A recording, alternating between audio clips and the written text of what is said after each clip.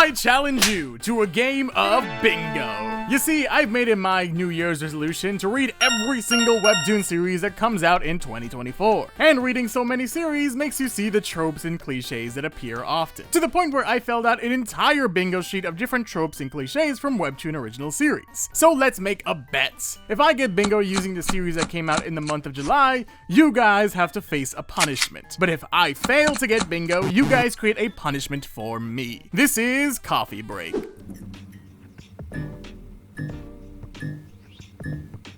Welcome back, everyone, to Coffee Break. If you're unaware, Coffee Break is an unscripted segment where I get to talk about whatever the hell I want to talk about.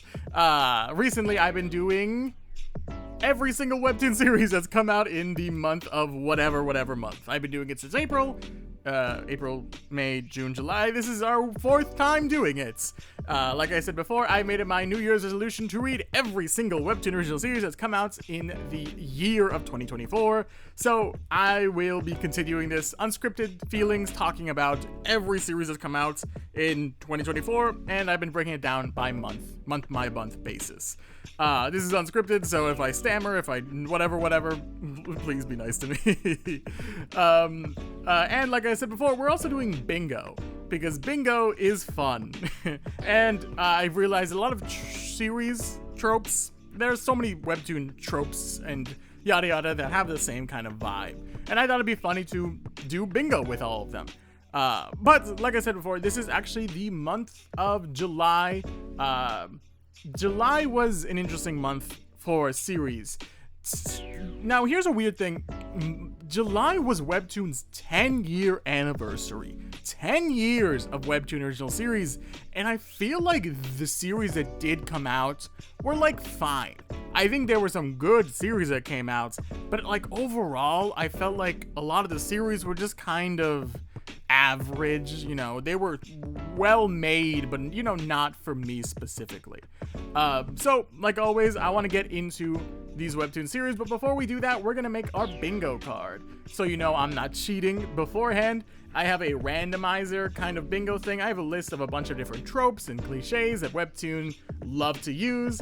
Some are webtoon specific, like It's Trashta or Merryweather kind of thing. Some are more just like general tropes, like isekais or reverse isekais or fake dating or love triangles. So I'm just gonna randomize it, and the free space will be filled with something later. So let's randomize this. It's the Mario Party randomizer thing. The sound effect. Go! And here is our list of different series. Our free space will be something, and I'll put up the edited bingo card up now. So we can get into it, starting with our first series. How to Hold His Leash is not what it sounds like at all. This is an enemies to lovers webtoon original series that focuses on this is the actual story, by the way, so hold on and stay with me. It focuses on this girl, and this girl calls her boss an SOB in her mind so much, and he's been called that so much throughout his life that the dog fairies that are dogs confuse him for being an actual dog. This is the guy, it's called SOB, by the way. Confuse him with being so dog-like or being called an SOB so many times that they think he's dog-like, so they curse him into becoming a dog unless she touches him every 5 minutes or every 3 minutes, or it's like every specific amount of time. And when she does, like, make skin contact, he becomes a human for a set period of time. It is so stupid. It is so great, though. Come on, it is amazing. It's an enemies to lovers, so we can knock that off the bingos thing. But like, it's so funny and stupid. I love this series so much. There's so many like weirdly just charming moments involving the characters. Like having them become like, oh no, I can't show that. It kind of becomes like a series of trying to kind of teach him to be a better person. Here's him in dog form, by the way. He is such a cute dog. This panel is so funny. Just That's great. The characters are really lovable and fun. The premise is super solid. It's an enemies to lovers. I'm weirdly a pretty big fan of enemies to lovers, but the thing is, I like teasing more enemies to lovers versus like actual enemies to lovers. We know they hate each other. Nah, I like the teasing, the playful banter kind of enemies to lovers part. If they hate each other, it's just an uncomfortable situation, which we'll get to later. But like, it's just kind of fun. It's a fun series, it's goofy, and I do like a lot of the story they're set up, and I like the conflict between the characters. It's an interestingly in-depth series for being such a look, he gets turned into a dog. It's pretty great. I'm very much I want to find the dog fairies though. Give me 1 second. I want to find the dog fairies. The dog fairies. Look at the dog fairies. Hold on, wait. The dog fairies. Look at them. Yeah, so they confuse him with being a dog, so they curse him to be a dog because of they're the dog fairy committee. You've been called an SOB 1 million times. Therefore, you're more dog than human. So we're here to correct your species. And then with a little wand, he's a dog now. Yeah! It's a fun series. It's a fun series. I'll be honest, when I looked at this series, or the title, I'm like, oh no, not another Love and Leashes. Which, by the way, I'm a really big fan of Love and Leashes. It's a really good series. But like, it's a pretty good series. And so is this one. I'm really enjoying how to hold on to his leash. How to hold his leash. These names can be confusing sometimes, I'll say, but this is a great series, and it's a fun series if you don't mind a little bit of the weirdness of he's a dog kind of thing. It's great. I'm really enjoying this one. It's also another bingo thing, so we can move on to our next series. I Didn't Sign Up to Be a Nanny is a book. What is it? Book isekai villain thing. What's the actual trope called here? The main character gets isekai'd into a fantasy novel, web novel thing as the villain. She gets isekai'd as the maid of, not the main characters, but like the maid of, I think the main character's brothers or siblings or some family relation to the main character. So she has to take care of, where are the children? Where are the children? The children! The children! It's fun.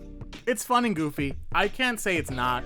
I think this ties back into, I just read just so many of these types of series, and I'm gonna say a lot of the problem I have with it is that, like, I think it's why I really like The Greatest State Developer, because he has like villain tendencies, basically. He has like a villain kind of aura and vibe about him. But when people get reincarnated as the villain of a novel or a game or XYZ kind of thing, they just like do like a complete 180 and become just amazing people. And that's kind of boring. It's a little boring, I'll say. It's there, and it has a very similar vibe to My Villainous Family Won't Let Me Be and other of those kind of similar series. It's solidly put together and made. The characters are very humorous, and the situation is not bad. I do like the extra added of she goes back every night to like a supermarket and she gets to pick up food for them, I think is the general premise. But overall, I think it's not anything super special. And you know what? That's fine. I think there's a very specific amount of people who really, really like this. I'm just like not the biggest fan, but I'm not gonna say like it's terrible. I think it's a solid like 5 out of 10. And that's acceptable. That's average, you know? There's a lot of series that are like it, a lot of series that make this kind of trope stand out even bigger and better, but I think it's nice. It's nice and it's sweet. And I think especially later, it's very goofy, which is fun. It's just a very fun series. So we can move on to our next we can move on to our next series. Triple Ace is a story about cheaters. It's a story about this dude who is a massive cheater. He's cheated on everything in his life, but unfortunately his SAT or whatever it is in Chile or like the college entrance exams kind of thing, he can't cheat, and he absolutely bombed the test. However, it turns out that he kind of didn't bomb the test, actually. Because his scores get switched up with a different person's score. So he gets 850 points, which is the highest possible thing, and he becomes a triple ace. There's like only like a handful of people that are triple aces. I forgot the number. Does it say it here? No, it does not. Yeah, so he accidentally stumbles into becoming one of the best students, and then this is the dude whose test scores he got switched with. His hair is not naturally pink, so I cannot put it as a pink-haired protagonist, unfortunately. But he's like a super serious kind of like, oh, I studied my whole life for this, and XYZ, yada yada yada. And he did all this stuff of like, oh wow, look at that. I truly haven't read super much into it. The characters are fun, the situation is alright. This also ties back into school. I ever since like last month or 2 months ago, I just kind of don't read school series anymore unless there's something super unique or special about it, or something that really, really grabs my attention. And personally, I think this series is pretty good, actually. I do enjoy the characters, the premise, everything about it is enjoyable. But oh wow, look, a scholarship, woo. But overall, it's fine, I guess. Nothing about it is super intriguing to me, but I love the characters, the art style. A lot about it is just super well polished and put together. And I think if you really like this series, I 100% understand why you really like this series. And this character, this is their best friend. This is his best friend, yada yada yada. It's pretty good, and I really enjoyed it. I just didn't continue reading it, mainly because when you read every single webtoon series of the year, you have to be a little more picky about what you continue to read. But this is a fun one that, like, if you read it, I understand why, because it is pretty good. But we can move on to our next series. The video game store under the barbershop feels so weird to me. Like, I think a lot of webtoon series are so big, right? They're so massive in concept or in theme. They feel so expressive. They feel so like overtly XYZ. You understand? Where it's like, it feels so like so flavorful. Like, it feels like if you took like a packet of like like a packet of like ramen and you have the ramen flavor, it feels like every webtoon is trying to rip out the most ramen flavors and then pour as many packets into their webtoon as possible.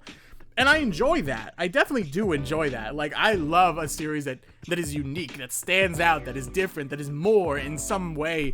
Because my kind of thought process, especially nowadays, is that I'm looking for 6 out of 10s. I'm looking for the series that go beyond just go beyond the sum of their parts. I think a lot of series do this, and I'm still not reading them just because it's just me. But like, I see the video game under the barbershop as kind of like those comfort series. That was like anime or TV show comfort series that just feel so not wholesome, but they just feel so like they just have a vibe to them that just feels so like not comforting, but so familiar in a sense, so relatable without being #relatable. It just feels so real. It just feels like it actually happened kind of thing, where there's all this stuff about growing up, about nostalgic video games, about what it means to be an adult and what it means to have fun. And it's a really enjoyable series that I think is a little underrated. I'm not even reading this series, but I still have very high praise for this series, where as to the point, if someone tells me this is their favorite webtoon, I will 100% understand why. Like, don't get me wrong, I love Omniscient Reader, I love Unordinary, I love The Greatest State Developer, I love Hardcore Leveling War, you know, these big, action-packed, exciting series where they have X, Y, and Z and plots and all this intricate stuff going on. It's great for me. But I can understand why some people find that overwhelming, why some people find that too much, why some people don't want to go into like the flashy series. And I think this is the polar opposite, but not in quality, but in concept, where it just feels so so weirdly mundane that it feels special. You know, that kind of vibe of this just feels so human in a sense. And I do really admire it. It's one of the series that I feel like is the most like artsy out of all webtoon series, where a lot of like Merryweather or isekais and reverse isekais and fantasy harems and regression series. It just feels so like human, so familiar, yet so like unique that I just can't not sing its praises, which is really interesting. It's just such an interesting kind of series that kind of takes you back and makes you remember your childhood in a sense, which feels like it feels like I'm like 50 years old saying this. I'm not that old, guys, but it just has that vibe to it that I can't help but like kind of just be in awe of how simplistic but how personable and how unique of a series it is. I'm just a really big fan, and I think I might have convinced myself to go check it out again. I do like going back and reading more episodes of series that I kind of passed over at first glance, but this is one of those series I think is really good and I think deserves a chance from you, even if I'm not currently subscribed to it. So we can also move on to our next series. Icy Copper. Oh no, I think I call it Icy Cooper, but I think it might be Icy Copper. I don't know these names. Icy Cooper, whatever, is if it's a Canvas Greenlight series, I believe. I didn't see it on the Instagram, which is how I base the bingo card, where these are series that have already been completed. They're already done. You know, the entire story, the entire webtoon has already been made, but it was made on Canvas, and then it got translated over onto Webtoon Originals as a Daily Pass original series. This and two other series that I'll point out later are Canvas Daily Pass, where they were on Canvas and they were brought to Originals as a Daily Pass series.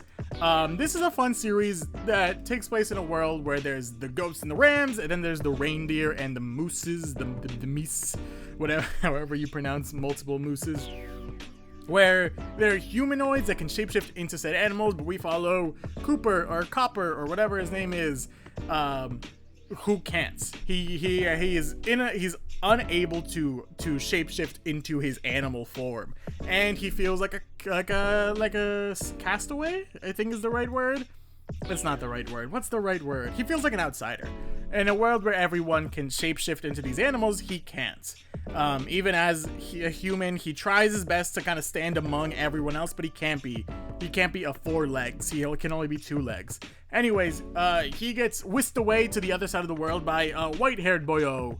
And then the other side of the world is like a frozen tundra, and this side of the world is more like a desert. It's an interesting like world-building story of like, here's the moose and the reindeers, and here's the goats and the rams, and we're gonna have like them cross over, and they're gonna have a grand adventure with each other, learning about each other's races that they didn't know existed, kind of thing.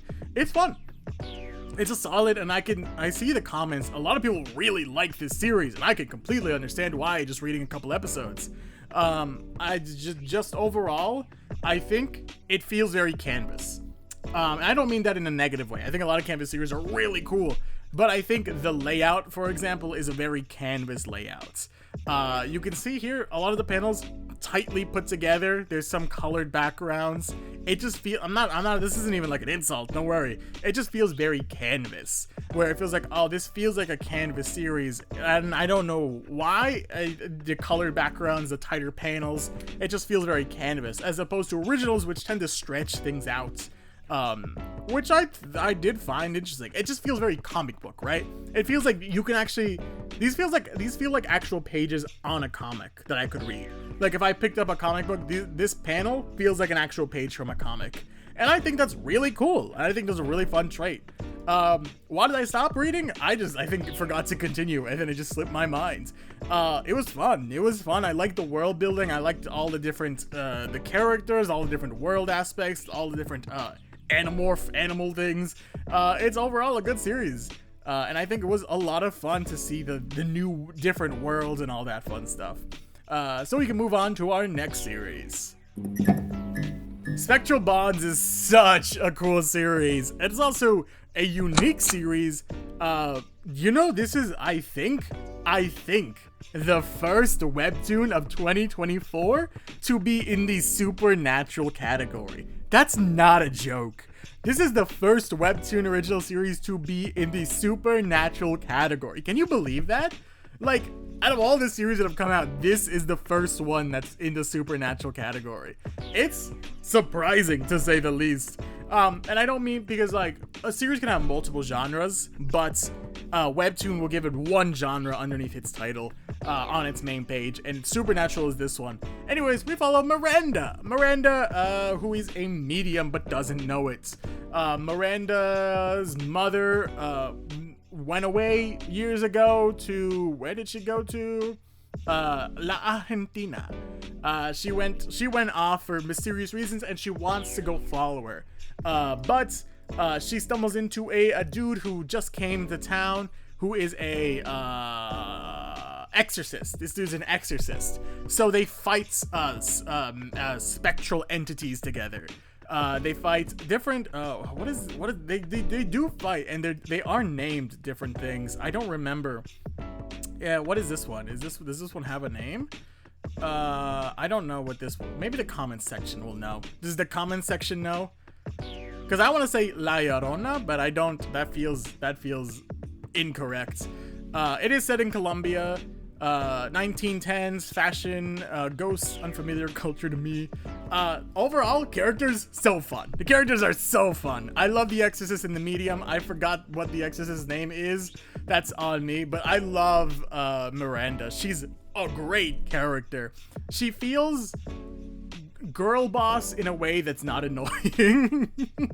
She feels like she feels like she's strong, but not in a way of she's just strong and perfect kind of thing, where she feels kind of reckless and she feels kind of excited to do things, but she kind of overestimates her ability and overestimates where she is. And I think this is a very fun situation to be in. This is a gun, by the way. Whoops. I love the outfit. Her outfit here is so cool too. It's a great outfit. I'm really liking the series, and as well, I love supernatural entities. Like, I love the idea of fighting a bunch of different supernatural entities and different ways of dealing with them. Oh, and then we have different, like, spirit mediums and exorcists, and they all have these interesting tattoos, and it's just fun to see all these different people going on an adventure for their own, like, goals. And I'd love to see more of why they're doing this thing and why they're doing that thing, and what happened to her mom, and what is this exorcist, because this exorcist is on his adventure for his own reason, because his tattoos are fading or something, which probably means he's gonna die. I mean, probably, but it's just exciting to see, oh, where is he going? Where is this series headed? Who knows? And what I'm most excited to see, I'd love to see the other supernatural entities, and I'd love to see how they have to deal with them, because there's this one. They named this one, right? No, not here. Where is it? I know they name it. I guess they don't name it. Never mind. Whoops. I thought they did. Anyways, this series is great. I'm loving the series so far. The world building's cool. The action's cool. The spectral, spiritual, supernatural part is cool. It's just a lot of fun so far, and I'm really enjoying this one. So check it out. Give it a read, please. Please. I'm begging you. Please read it. But it's a unique genre, so we can mark that off the bingo card as well. But we can also move on to our next series. My Virtual God is a teenage girl is not what it sounds like, but it kind of is if you can understand it. This is the game of Sims. It's a game of, I forgot what the in-world game is called, but it's this game of Sims basically. And this dude has the worst luck imaginable. Like, his mom dies in an explosion every day. Like, all this nonsense happens at his school. Like, he doesn't get targeted. He's like super cool, but he gets like hit in the face with footballs. He's like, oh no, all this stuff's gonna happen. He gets hit with all this like nonsense that occurs to him. And then he gets splashed with water. Like, all this nonsense happens to him. And then randomly he starts having like good luck all of a sudden.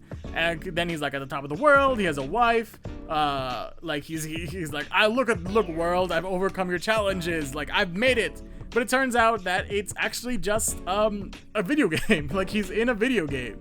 And then this girl is the player, the main character, not the main character, the player of this game. And it turns into like and then she resets the world, right? Yeah, she resets the world because she doesn't like she doesn't like that he moved on so quickly. So she resets the world, and he's just kind of trying to fight back against her, basically. And it's a cool like premise of like, here's these two characters. She also gets bullied a lot at school, which is why she bullies why she bullies our main character, because she gets bullied, so she wants to like have someone else feel the pain as well.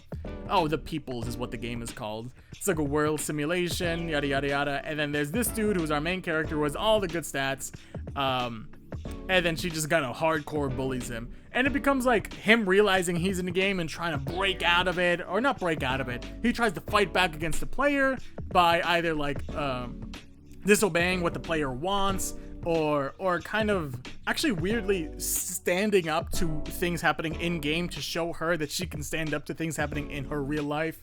That kind of thing of like, it's an interesting, like, I'm not a big fan of bullying stories, if we're being honest.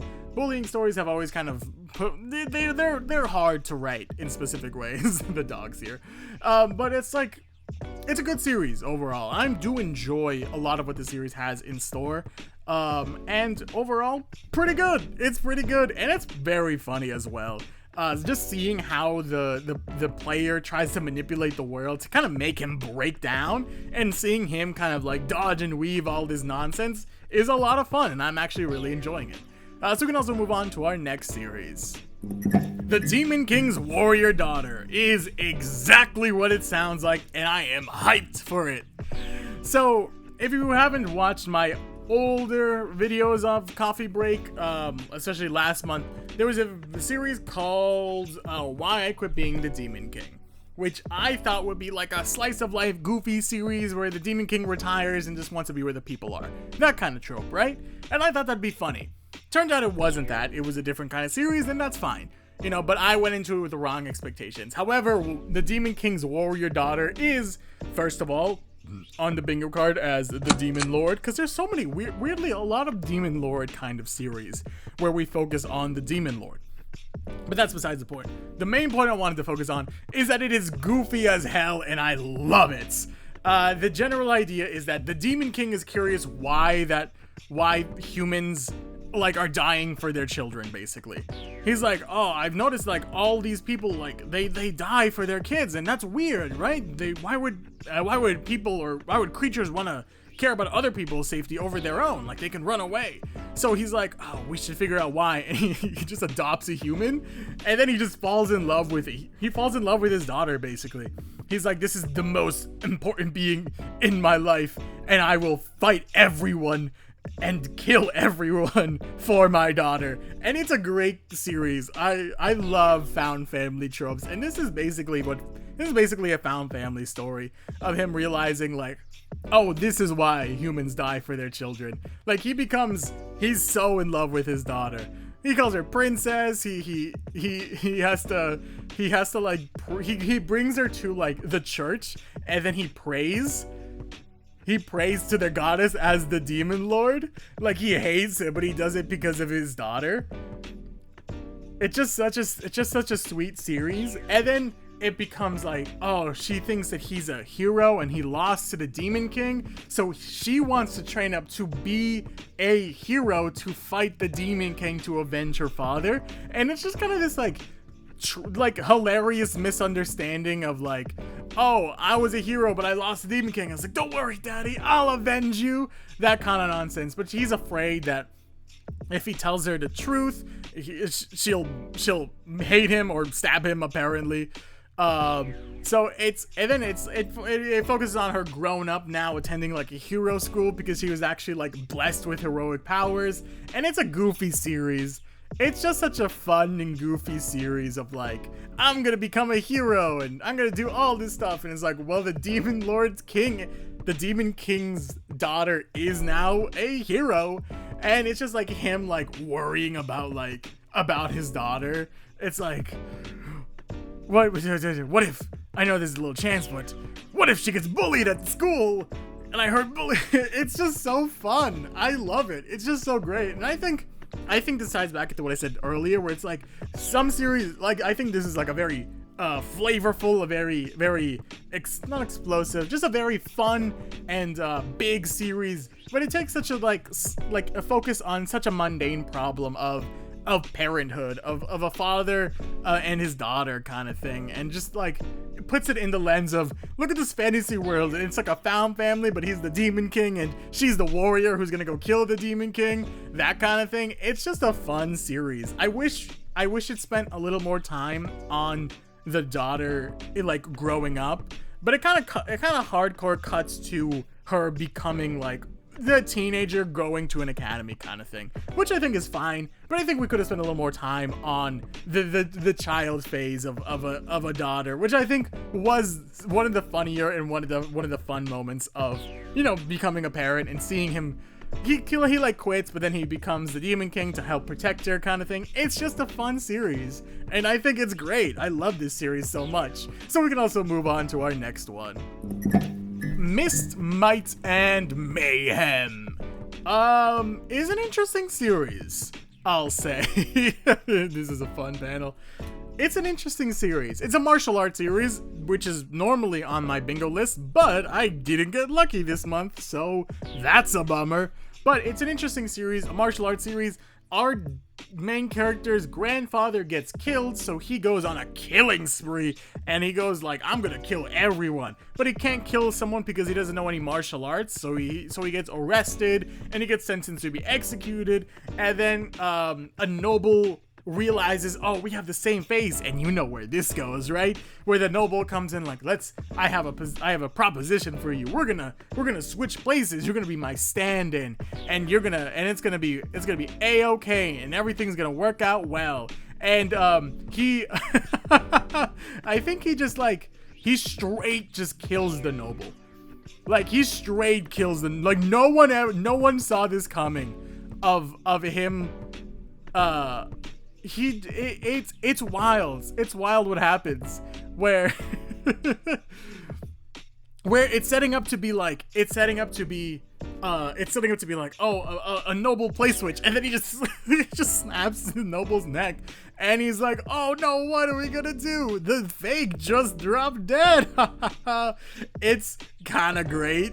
Because it kind of laughs at all these different tropes and aspects of things, but I do genuinely enjoy how they went about it.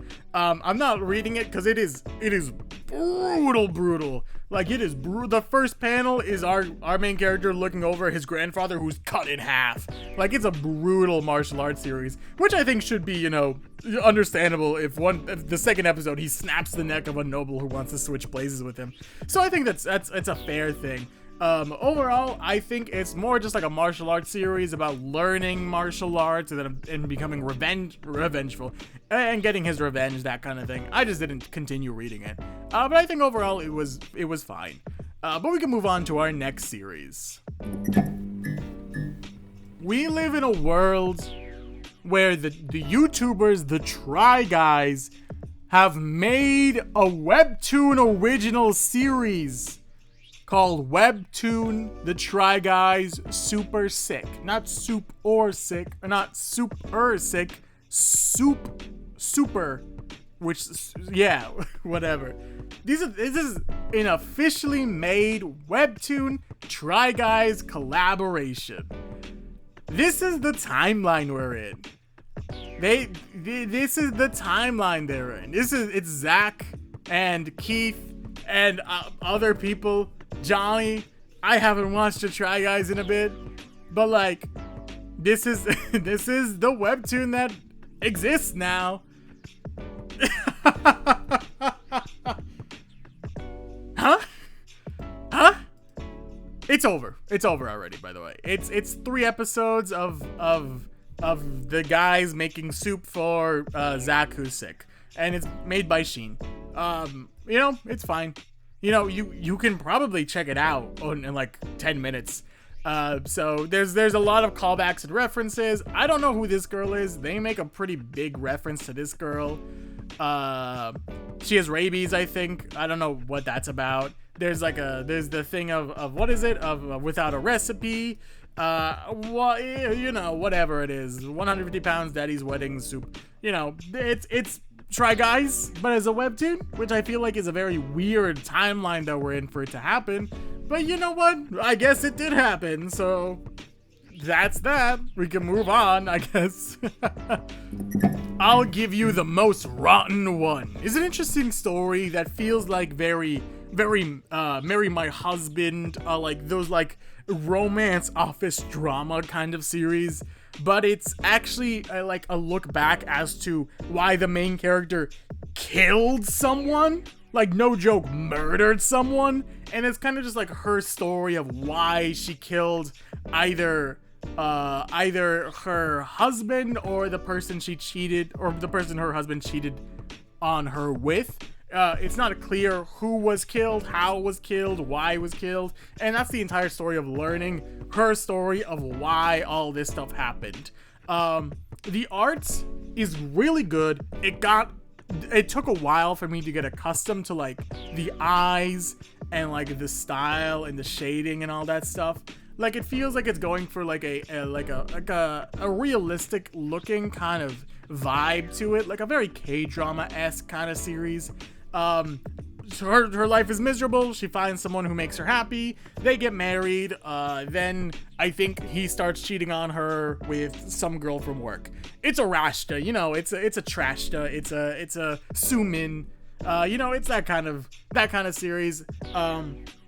I can understand why people like dramas.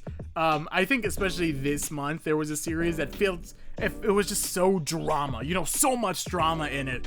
And I was not a fan of the series overall, but I kept on reading more and more and more because I was curious. It's kind of like a car crash, like, oh wow, that's intense. What is going on there? Like, what the heck? But you can't look away. Like, it kind of feels like that, or like, oh my goodness, what's going on kind of feeling. But overall, pretty good. I think it was all right. Nothing wrong with it. Just kind of feels like drama. And I like drama, but when it's so drama filled, it kind of just makes me feel bad. It just kind of makes me feel more pessimistic. So I kind of just like stopped. But I think it falls back into one of those series that I wouldn't mind going to look to see what's happening. If I'm bored one day, I'll go back and I'll catch up, and then I'll probably forget about it. That kind of vibe of series. But overall, it's not bad. It's not bad. It's not bad at all. But we can move on to our next series. The Monster Princess of the Snowy Mountain is a royal regression revenge series, maybe romance, but we're not too sure about that yet because she's a child. The idea is that our main character gets banished to a cursed frozen castle because her mother, I think, poisoned the empress, and her mother was a concubine or something, and then she's the daughter of like the emperor or the king or whatever nonsense. And then, so she's guiltless. She doesn't want to. She didn't do anything wrong. But she had to be punished. So she got punished. She got exiled? Yeah, exiled into this cold, frozen, cursed castle palace thing. And then she dies. She gains ice powers somehow, and then she uses the ice powers to die, kind of thing. And then she goes back in time, and then she stands up for herself, and it just feels very similar to all the other kind of series that are like this. What was the series? I can't remember. I genuinely can't remember what the series is called. But it just feels very similar to other series. Nothing wrong with that, like I said, but it's overall a little boring. A little boring. But it's fine. It's fine. But we can also, there's not a lot else I could say about it, to be honest. Because it didn't grab my attention as much as other series. There's nothing bad to say about it, but there's nothing I will say positively about it either. I think if someone enjoyed this series, I will understand that. But I'll be fine with my 200 series. You can be fine with your Monster of Princess Snowy Mountain series. Let's move on to our next series. Guess what we have? Another series where the main character gets isekai'd as the villain of a series, somehow. This one is a little different. Our main character gets isekai'd into the villain role of a K-drama that she wrote and made, but the studio kind of revamped it and then kind of changed it up because they wanted to be more cliched or some nonsense like that. And then her coworker gives her a watch to go into the world to be the villain kind of thing. It's a confusing premise, but overall simple to understand. She goes into the K-drama and she has to complete certain tasks to move the K-drama along further, that kind of thing. It was fun, but I think that ties back into that that feeling of when characters become villains in stories, they tend to just fully become nice. And I'm fine with that. You know, it's good being nice, but I like the kind of hooligan, that kind of rude character. It just makes it a lot more enjoyable to give him a little more personality. It is interesting watching certain things happen because she has to play by certain rules. She has to play by certain broadcast rules and K-drama rules, so she has to make certain things happen kind of thing. And I think that's really intriguing, where she has to stick to a certain script, but she can also kind of bend it a little bit. She can't fully go a 180-degree direction, but she can change it a little. And I think that's interesting to see how will she change the script to get her quote-unquote happy ending. And I think that's fine. I think it's fun. It is by the same studio as Marry My Husband, so it has a lot of the same vibes to it as well. But we can also just move on. Miracle Simulator is a series that I am not reading because I've read it all. It goes back, it's one of those Canvas Greenlight series, where a Canvas series was grabbed by Webtoon threw it up as originals, and then they made it a Daily Pass original series. I've already read all of Miracle Simulator. So it feels weird to be like, oh, I'll check this out. I already have checked it out, and I've already read all of it. So, speaking for someone who's read all of it, it's an interestingly sad, or not sad, but kind of somber story of dude falls in love with a simulation guy, but he might be in a simulation as well. It's interesting to say the least. But it is not bad either. I do like the chemistry our characters have. I do like the world they're put in. I do like all this stuff. It's pretty fun. And then seeing the lines of how much do you control a world and how much is it? It's a very kind of meta story about meta stories, which I think is overall not bad. It's fun, and seeing our characters interact, it's really cool. So seeing them blush, seeing them fall in love, it's cute. It's also BL. I forgot to mention that, but it's fun. You see, he's just easy to talk. It's just fun. It's just fun and simple and comforting. So overall, pretty good. I did enjoy reading it. We can move on to our next series.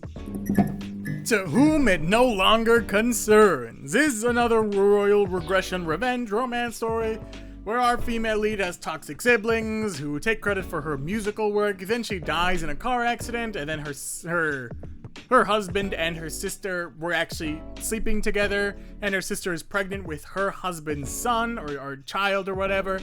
And then she goes back in time, and then she kind of plays both of them. And she tries to get engaged, and she does get engaged with some dude who's seen as too dangerous and dark for most people, but he's actually a very golden heart, a very sweet person to her.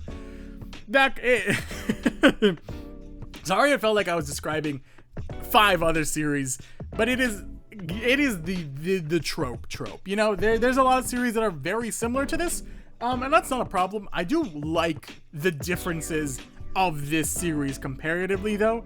I like specifically, it's not so fantastical royalty kind of series, where it's more modern, not fully modern, but a little more modern, where there's cars, there's photographs, There's a lot of emphasis. You can see a card. There's a lot of emphasis on music, where she's a composer, and it's her trying to get together and kind of outdo her siblings in her next life, kind of thing.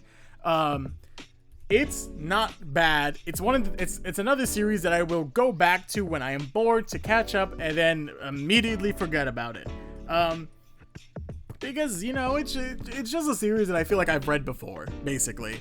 I think the things that stand out from it are the music part, and then also that the love interest she falls in love with is less like a stone cold guy who never smiles, and he's more of like a playboy kind of feeling character. He's more like Henry from Remarried Empress rather than the main character for the male lead from Marry My Husband. But overall, pretty similar to other series. It's well put together, it's well made, but, you know, very similar to other series. So if you like this kind of trope and style, have fun with it. Go enjoy it. You will enjoy it if you like these kind of tropes. And I do like these kind of tropes, and I did like what I read. I just don't want to continue reading it. But we can move on to our next series. Raising Hell. There's not a lot I could say about Raising Hell because it hasn't really gotten anywhere yet. Raising Hell is a series by the same author of Super Pancakes, I believe, where the devil, Lucifer, Beelzebub, whatever you want to call her, comes to the human world to get pregnant. She goes to the human world to get an offspring from a mortal human, and then the demon child wants to go up to the mortal realm to spend time with her father. Created by Hades Toon. It's goofy. It's simplistic, and it's fun. There's nothing more I could say about it other than that, because a lot of the like actual interesting things that I would be looking forward to in a series like this haven't happened.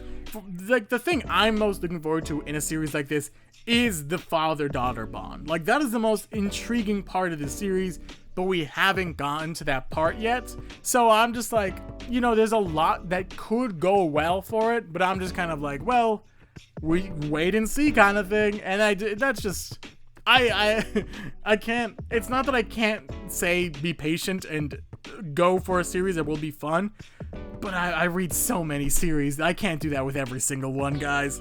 The 25 series came out like 2 months ago. 26 came out last month, and 27 came out this month. I can't be patient with all of them. But it's fun. It's fun. So I think you will enjoy it if you wait a little bit on it. And also, the author has already made other series, so if you've enjoyed Super Pancakes, I'm sure you'll like this one as well. But we can move on to our next series. Do you like Tomboys? Speaking of series that have an author do another series already, Do You Like Tomboys is by the same author of Soulmates, and that's all I could say about that. Honestly, I just don't read Soulmates. But overall, I think Soulmates and Do You Like Tomboys have the same vibe, have the same humor, have the same style. So if you like one, you like the other. It makes sense. If you like Soulmates, go check out Do You Like Tomboys. If you don't like Soulmates, I can see why you wouldn't like Do You Like Tomboys. I don't read either one, so I was just kind of neutral about it going into it, and I think I was just more lost than anything, so I just didn't continue reading it. But I think overall, it had humorous moments, and I think that's what it was aiming for anyways. It's a comedy series, so making you laugh is kind of the main thing it wants to do anyways. But I just didn't continue reading it. Because I feel like I was missing out now reading Soulmates, and I wasn't gonna go read Soulmates anyways. So we can move on to our next series. Powerless is, such a good series. Oh my goodness. Powerless is a series I didn't give the time of day to originally because I think I was busy or some nonsense. And I just kind of read the first episode or two, and I was like, oh, this is an interesting premise where there's superheroes in the world, and the superheroes don't fight each other. They fight each other, but they fight each other in like boxing matches. So there's the superhero boxing matches, and then there's the normal non-powered boxing matches. And the non-powered boxing matches have taken a nosedive because they're not as interesting, because I'd rather watch someone with a lava leg kick someone than watching someone without a lava leg kick someone. Or martial arts, not boxing, martial arts, mixed martial arts. And then we follow a dude. Oh, I'm sorry. You follow the new owner of the non-powered boxing or martial arts tournament style, and her trying to revamp the league. And she uses a super controversial like fighter who everyone hates. Like, he is the worst person you can imagine. Like, he sucks as a person, but he's such a good fighter. So she tries to like set him up and like succeed in ways, and it's very, very, very weirdly really good, because instead of it being like a boxing series, it's a boxing series where he's not powered at all, but he goes and fights against people with powers. And oh my goodness, this boxing match is like 10 episodes of the most tense boxing I've ever watched. It is so intense. Like, it is wild. I know it's mixed martial arts, I call it boxing. I was sweating of like, what's going on? What's gonna happen? It's so cool seeing all these, seeing like powered people being overconfident and cocky, and seeing someone who's arrogant and cocky still manage to like tie with someone. It's crazy. I'll say it's crazy. It's definitely more of a mature series. There's some swearing, there's a lot of violence because it's mixed martial arts, but oh my goodness, was I so locked in to this boxing match. I'm so excited to see other boxing matches. There's only one boxing match. It's like 5 episodes or 6 episodes long, but it is the most intense boxing match I've ever seen. I know it's mixed martial arts. I keep forgetting to call it that, but it's so intense seeing him maneuver around his powers. And like, oh, it's so cool. I'm genuinely so hyped for this series. So we can continue on. You check the series out, it's great. But we can continue on to our next series. The Cup of Vengeance is in your hands is probably one of the worst first episodes I've ever read.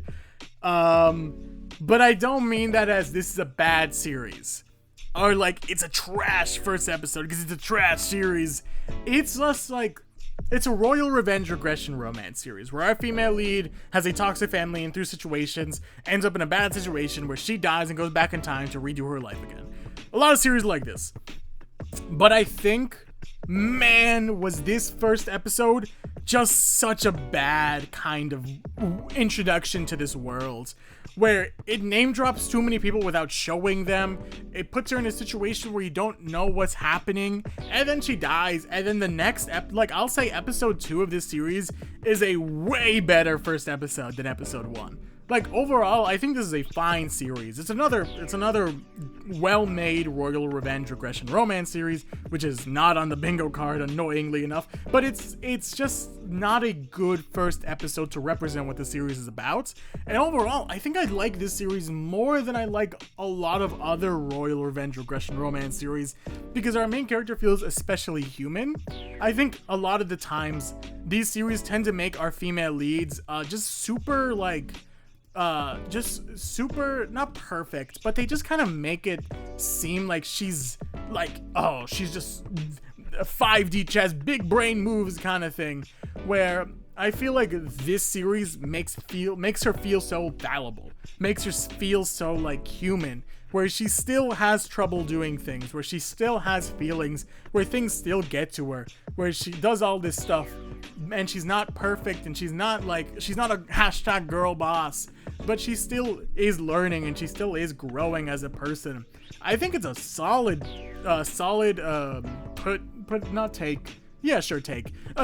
take into this kind of the quadruple R, as I lovingly call it, the royal regression revenge romance series.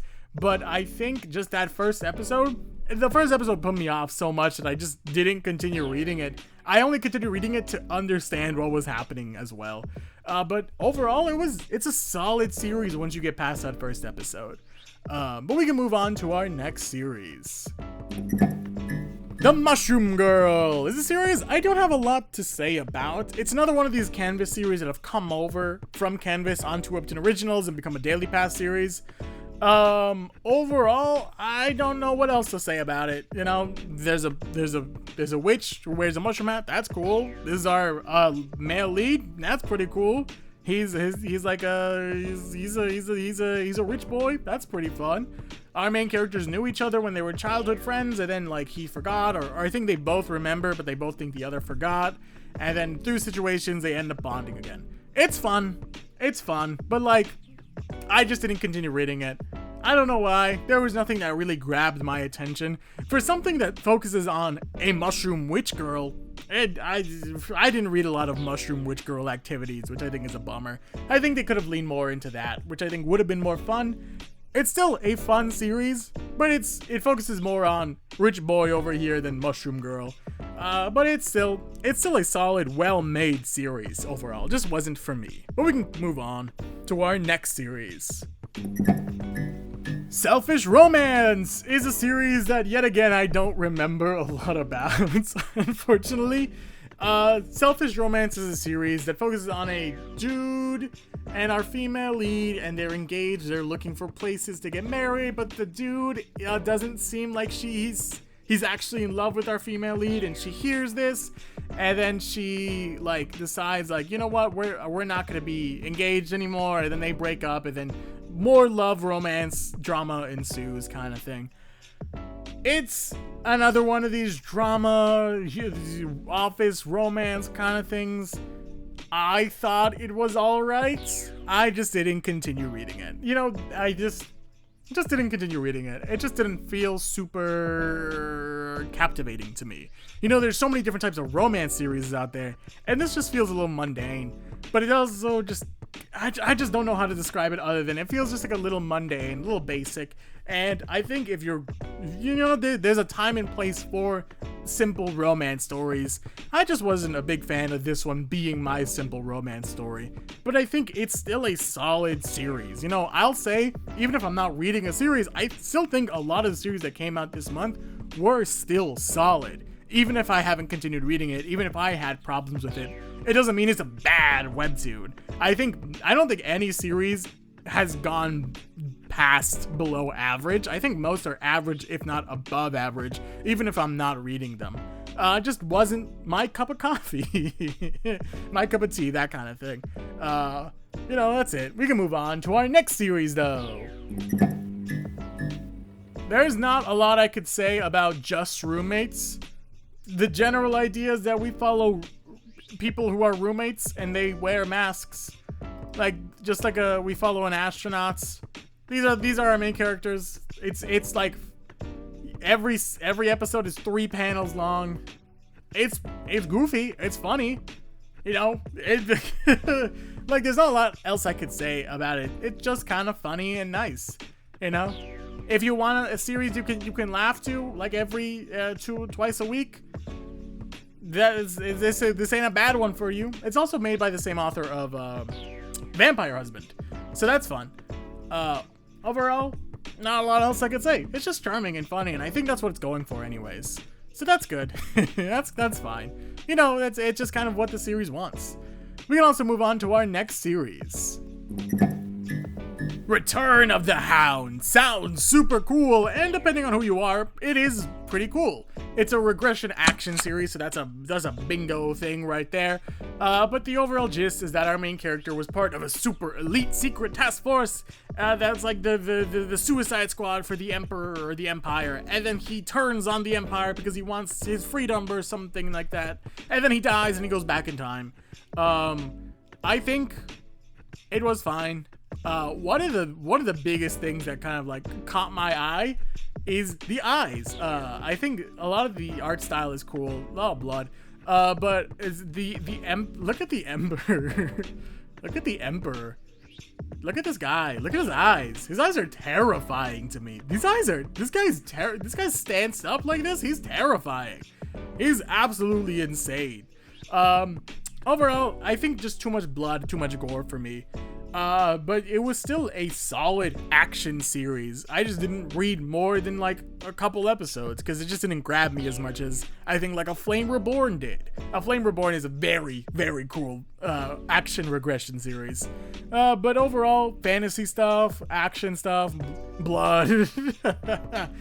It just wasn't for me. But, you know, I think it was for someone. But we can also move on to our next series. The new hire is a demon lord, falls into a dangerous trap of believing that one episode is all you need.